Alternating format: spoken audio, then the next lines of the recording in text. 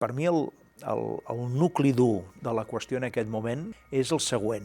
Hi ha una evidència bastant clara de desobediència de determinats àmbits judicials espanyols per aplicar la llei de l'amnistia. I parlo de desobediència constitucional.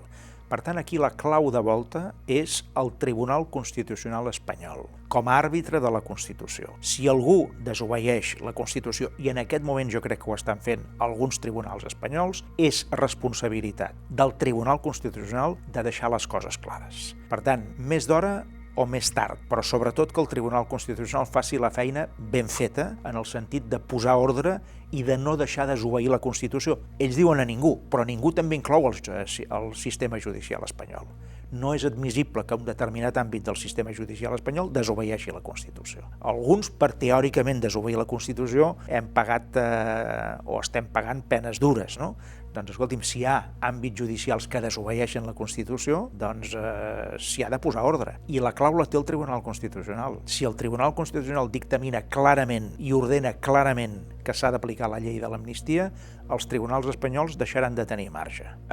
Com interpreta les paraules del líder del Partit Popular, Alberto Núñez Feijóo, quan diu precisament aquí a Catalunya que s'ha de girar full del procés? Jo ho interpreto en la línia que fins i tot en el PP, que ja ha fet tot el possible per desgastar els seus adversaris polítics amb l'argument del procés, etc, això ja ho han aconseguit, no?, en part, però fins i tot en el PP li interessa que tot això entri en una situació diferent, no? Per què?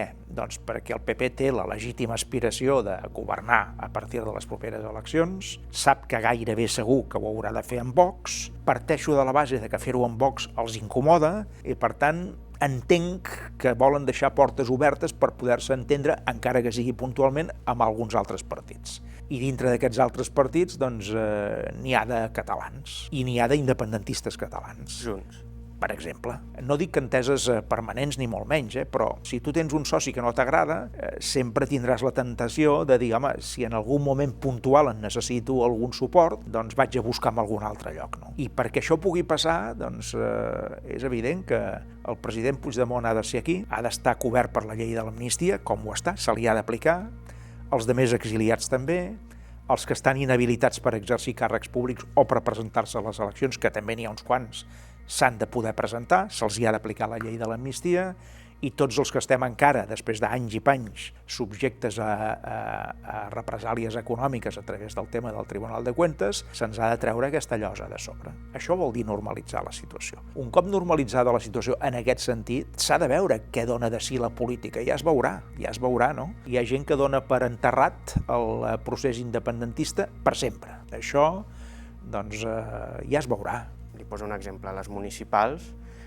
Junts està treballant amb aquesta mentalitat de reunificar tot el que era l'espai convergent, a Mollerussa, al Penedès, a Lleida, etc. Però, en canvi, el Parlament o el Congrés no acaba de casar amb tot el que era Convergència, potser, no? Jo crec que s'està intentant, li deia abans, i a nivell municipal és molt evident.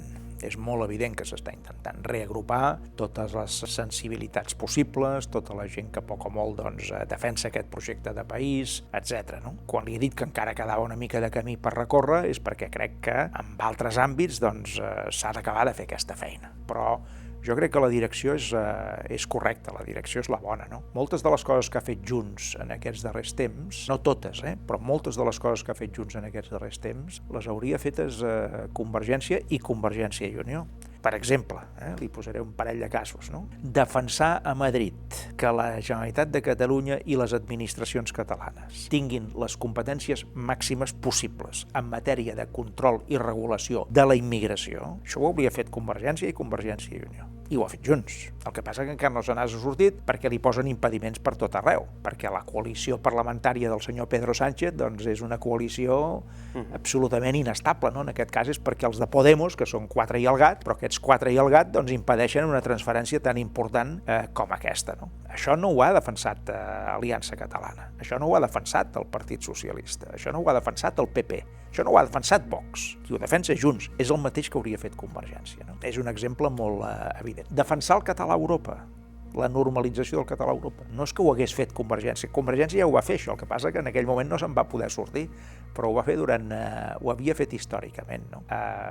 És el que està fent Junts. No? Aquest tipus d'actuacions, doncs, i moltes d'altres, més o menys van en la mateixa línia del que hauria fet Convergència si Convergència en aquest moment existís. Va sortir una enquesta del Centre d'Estudis d'Opinió en la qual Aliança Catalana quedava tercera força per sobre de Junts per Catalunya en unes hipotètiques eleccions al Parlament de Catalunya. Se la creu?